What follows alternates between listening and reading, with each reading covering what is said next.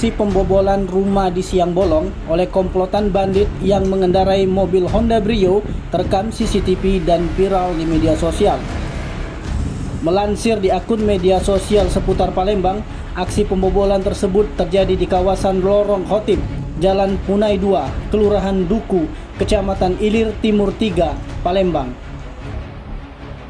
Dalam rekaman CCTV, para pelaku melancarkan aksinya, di mana salah seorang pria berbaju orange turun terlebih dahulu memantau sekitar lokasi.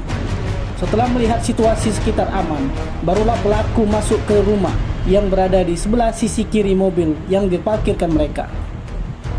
Tidak lama kemudian, satu rekannya ikut turun dan masuk ke dalam rumah sehingga keluar membawa tas berwarna biru.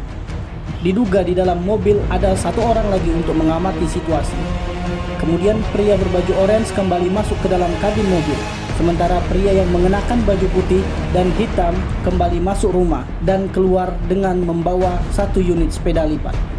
Kasubdit Jatanras Ditreskrimum Polda Sumsel, Kompol Agus Priyandika, membenarkan kejadian dalam video yang viral tersebut. Menurutnya, aksi pencurian itu dilaporkan korban ke polisi dan pihaknya telah menurunkan tim ke lapangan untuk memburu pelaku.